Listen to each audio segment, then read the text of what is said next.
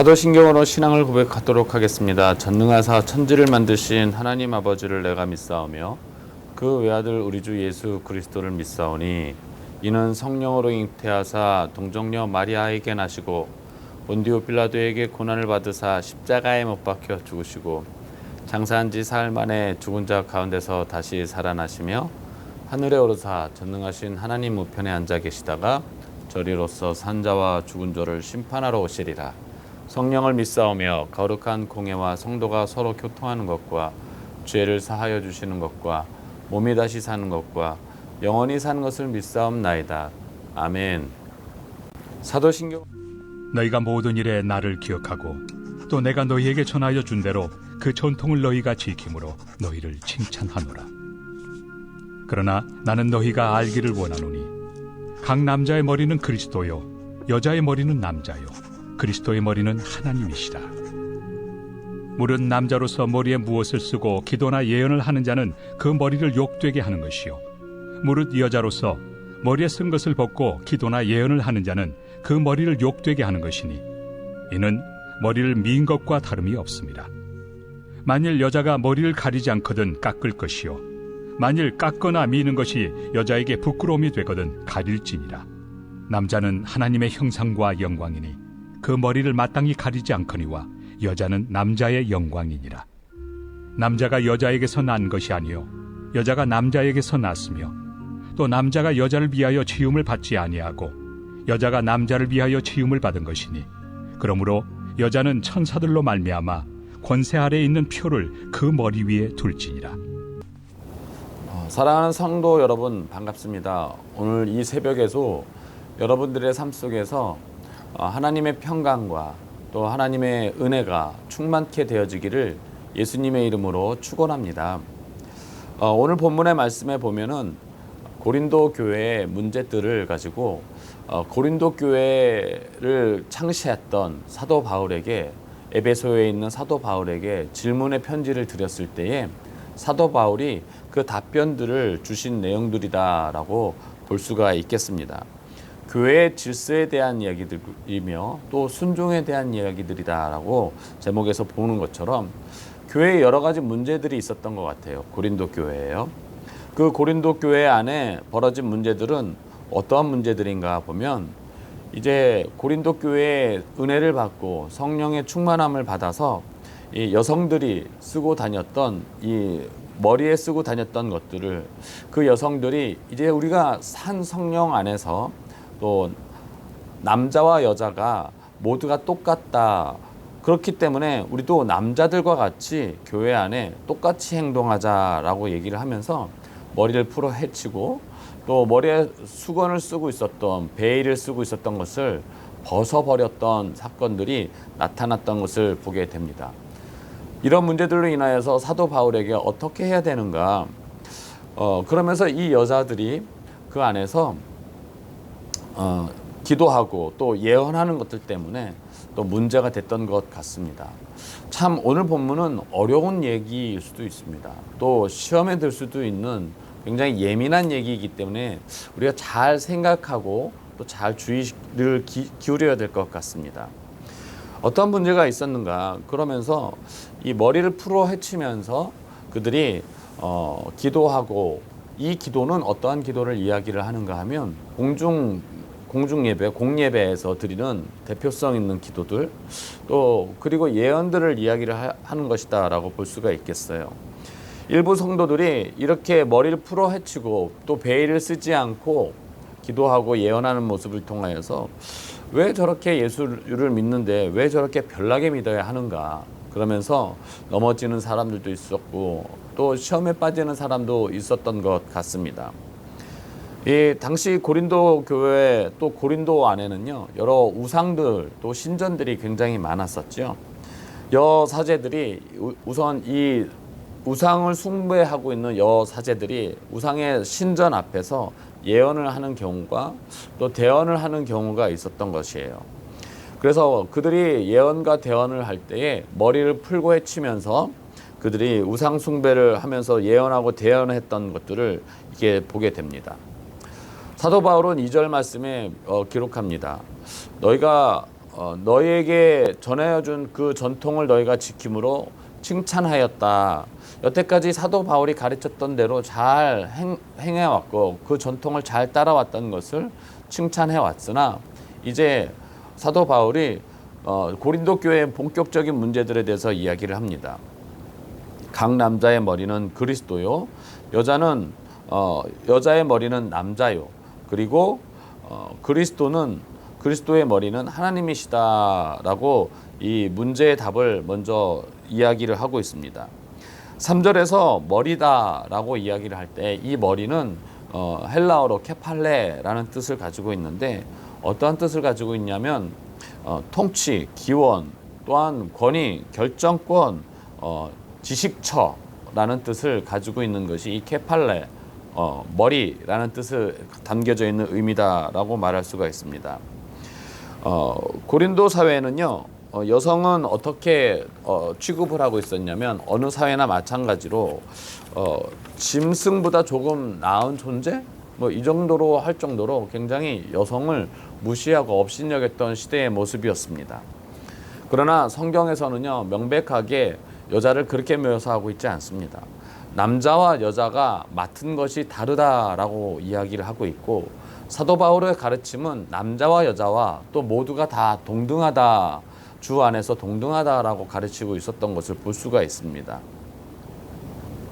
차이가 있는 것은 창조의 순서상 남자를 먼저 만들었기 때문에 남자의 역할이 다르고 또 여자의 역할이 다른 것이지, 또 그래서 차이가 있어도 차별은 없는 것이 성경에서 말씀하고 있는 것이다 라고 볼 수가 있습니다. 남자는 그리스도의 역할이요, 여자는 성도의 그리고 교회의 역할을 하고 있다라는 의미가 담겨져 있습니다. 여자가 머리에 베일을 쓰고 기도를 했던 것을 보게 됩니다. 요즘도 마찬가지로 이슬람 국가에서는 머리를 이렇게 얼굴을 전체 다 가리고 있죠. 당시에 여자가 머리에 무엇을 썼던 이유는 무엇이냐면 이런 의미가 담겨져 있습니다. 나를 통치하고 나를 지배하는 권위가 이 위에 있다라고 하는 의미를 담겨져 있습니다. 또한 권위에 순복하겠다라는 뜻을 가지고 있죠. 또한 여기에는 머리에 베일을 쓰는 이유는 자기의 고귀한 위치를 지키고 또 다른 사람에 대한 예의를 갖추는 것에 대해서 의미하는 것이기도 합니다. 사도 바울은 그래서 오늘 본문에서 남자와 여자가 지위 가치 면에서 동등하지만 각자 맡은 역할이 있기 때문에 다른 차원에서 우리가 이 본문들을 재해석해야 되고 그리고 그렇게 재해석해야 한다라고 권면하고 있습니다. 사도 바울이 의미하고 있는 것은 영적인 질서에 대해서 말씀하고 있습니다. 그러면서 단호하게 이야기를 하면서 뭐라고 얘기하냐면 이 4절 말씀에 무릇 남자로서 머리에 무엇을 쓰고 기도나 예언을 하는 자는 그 머리를 욕되게 하는 것이요, 무릇 여자로서 머리에 쓴 것을 벗고 기도나 예언하는 자는 그 머리를 욕되게 하는 것이니 이는 머리를 민 것과 다름이 없음이라. 그 머리를 민 것은 6절에서 여자에게 부끄러움이 되기 때문에 가려야 된다라고 설명을 하고 있는 것을 보게 되죠. 우리가 이것을 통하여서 사도 바울은 말하고 있는 것은 여자들이 베일을 벗고 또 머리를 풀어 헤치고 이렇게 예배를 드리고 있는데 어떻게 하느냐라고 했었을 때 우리는 이렇게 생각할 수 있겠죠. 사도 바울이 아니다, 상관없다라고 말할 수 있었겠지만 사도 바울은 우리의 예상과는 달리 베일을 쓰고서는 예배를 드려야 된다, 머리를 푸는 것은 그렇게 좋은 모습은 아니다 라고 말을 하고 있는 것을 보게 됩니다. 우리가 남자 여자를 차별을 하는 것은 아닙니다. 그러나 우리가 영적인 질서를 봤을 때 여자는 그리스도의 신부의 역할을 하는 것이며 교회와 성도의 역할들을 하는 것이죠. 또한 하나님을 바라보았을 때 성부, 성자, 성령의 하나님은 동등한 위격을 가지고 계시고 있고 동일하신 분으로 알고 있습니다. 하지만 존재론적 순서에서 성부 하나님을 먼저 부르고 있었던 것처럼 역시 남자와 여자의 관계도 마찬가지다라고 얘기를 했었을 때 교회 안에서의 영적 질서들을 또 이 본문을 통해서 그렇게 영적 질서들을 말하고 있다라는 것을 우리가 볼 수가 있습니다. 두 번째는 우리가 사도 바울이 이 말씀을 하고 있는 의미는 무엇이냐면 그들의 자유분방한 태도로 인하여서 다른 사람이 시험 드는 것이 문제가 되어진다라고 말하고 있어요. 형제가 만약에 그것들로 인하여서 시험이 되어진다라면 아예 하지 않는 것이 좋을 것이다 라고 우리에게 가르침을 주고 있는 것이죠. 신앙생활을 하다가 우리가 은혜를 받아서 보편적인 생활을 뛰어넘어 돌출 행위를 하지 말아라 라는 것을 말씀하고 고린도 교회에게 말씀하고 있습니다. 그러므로 인하여서 공동체의 하모니가 깨지고 공동체의 균형이 깨트리는 것, 이런 행위들은 좀 배제해야 되겠다, 조심해야 되겠다라고 말씀하고 있습니다.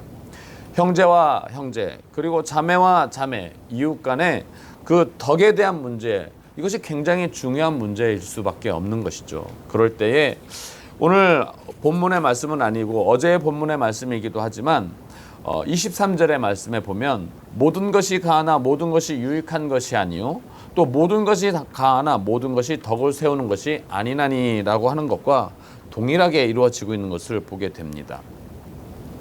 여자가 예배의 포를 쓰지 않는 것은 남자를 욕되게 하는 이유라고 얘기를 하면서 이 예배의 포를 쓰지 않는 것은 남자의 권위를 순복하지 않겠다. 남편의 권위를 순복하지 않겠다. 남편의 또 권위에 무시하는 것과 동일하게 여기기 때문에 그것을 자제해라 라고 말하고 있습니다. 머리를 풀어헤치고 베일을 벗은 것은 그 당시의 문화에 있어서 어떠한 사람들이 그렇게 하는가, 창녀들이 머리를 풀어헤치거나 자르거나 또는 베일을 벗거나 했던 것이었고, 또한 그들이 우상 숭배하는 여자들, 여사제들 뿐만 아니라 그들도 역시 베일을 벗고 머리를 풀어헤쳤던 것을 보게 됩니다. 이제 그러면서 남녀 평등에 대해서 사도 바울은 이야기합니다. 7절에서 남자는 하나님의 형상과 영광이니 그 머리를 마땅히 가리지 않거니와 여자는 남자의 영광이니라. 여자는 남자의 영광이라고 하면서 평등을 이야기를 하고 있죠. 또 남자가 여자를 위하여 지음 받지 아니하고 여자가 남자를 위하여 지음을 받은 것이니 여자가 남자를 위하여 지음을 받았다라고 합니다. 남자가 여자를 위하여 또한 지음 받지 않았고, 그러나 여기서 여자는 천사들로 말미암아 권세 아래 있는 표를 그 머리 위에 둘지니 8절과 9절은 창조의 원리를 말을 하고 있습니다. 남자를 먼저 창조하고 갈비뼈를 떼서 여자를 창조하셨던 그 창조의 원리를 사도 바울은 이야기하면서 10절에 부연 설명을 하지요. 그러므로 여자는 천사들로 말미암아 권세 아래에 있는 표를 그 머리에 둘지니라 라고 말하고 있습니다. 무슨 말입니까? 권세 아래에 있는 표, 이것은 엑수시안이라는 헬라어를 사용을 하지요. 이것은 권세를 말합니다. 권세를 둘지니라는 말로 해석이 되죠. 다시 풀이를 한다면 권세를 그 머리 위에 둘지니라는 뜻으로 해석할 수가 있습니다. 여자가 권리를 가지고 있다. 그러니까 즉 여자가 스스로 선택할 자유가 있다라는 의미가 이 10절에 담겨져 있습니다.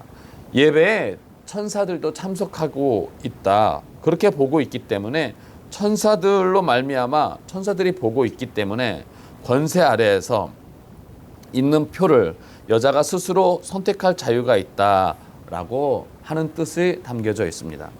사랑하는 성도 여러분, 이 뜻은 무엇입니까? 이 오늘 본문을 통해서 우리가 생각해 봐야 될 것은 어제의 말씀과 동일합니다.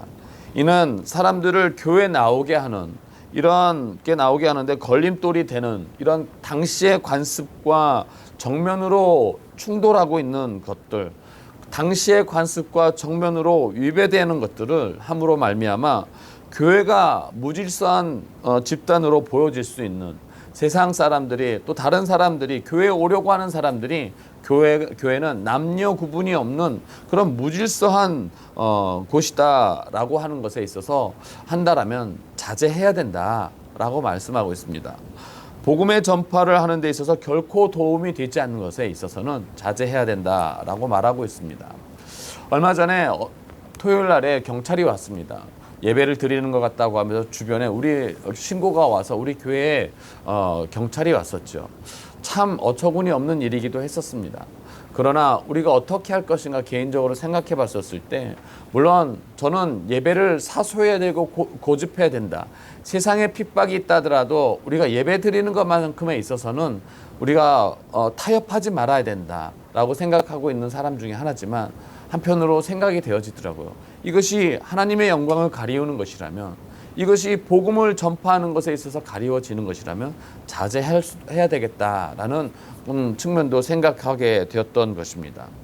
복음을 위해서 스스로 선택할 것이 우리에게는 있습니다. 사랑하는 성도 여러분, 복음 앞에서 정말로 우리가 자제해야 될 것, 덕에 끼치는 것이 아니라면은 하나님의 예수 그리스도의 아름다운 덕을 끼치지 않은 것이 우리가 자제할 수 있는 그런 미덕도, 또 신앙의 성숙함도 있게 되어지기를 예수님의 이름으로 축원합니다.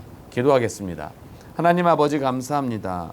하나님, 또한 우리가 여러 가지 문제들이 있지만 하나님 앞에서 주의 영에 계신 곳에 자유함이 있는 줄 믿습니다. 하지만 우리가 자유에 넘어서 방종함으로 나아가지 않게 하여 주십시고, 공동체와 또 복음의 균형을 깨트리는 것에 있어서 우리가 아버지 덕이 되지 않는다면 그 행위들에 있어서, 또한 신앙이 미숙한 자들에게 시험거리가 된다면 자제할 수 있고, 또 보호할 수 있고, 또 배려할 수 있는 그러한 성숙한 신앙이 될 수 있도록 주여 축복하여 주시옵소서. 감사드리오며 거룩하신 예수님의 이름으로 기도드리옵나이다. 아멘. 하늘에 계신 우리 아버지여, 이름이 거룩히 여김을 받으시오며 나라의 마옵시며 뜻이 하늘에서 이루어진 것 같이 땅에서도 이루어지이다.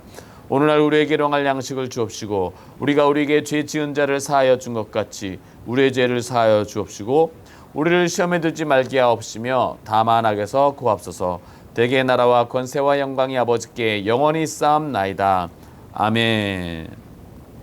이 시간 함께 기도하기를 원합니다. 우리가 계속적으로 이 시대와 사회적 분위기 속에서 무너질 수밖에 없는 환경들, 예배들, 또 영성들, 또 나라와 민족의 아버지는 연합들, 또 나라 민족의 부패와 이런 것들이 무너져가고 있는데, 이 부패가 다시 세워지지 않고 또 하나님의 나라가 온전히 세워질 수 있도록 이 나라 민족의 무너진 영역들, 또 교회의 영성들, 가정의 무너진 영역들, 또 다음 세대들의 무너진 영역들, 또 내 자신의 무너져 있는 신앙이 무너져 있는 영역들을 위해서 함께 주여 삼창 외치고 통성으로 기도하며 나가겠습니다. 주여, 주여, 주여. 하나님 아버지여, 이 시간 아버지, 우리가 무너져 있는 것들이 아버지 다시 회복되고 소송케 되어지기를 원하오니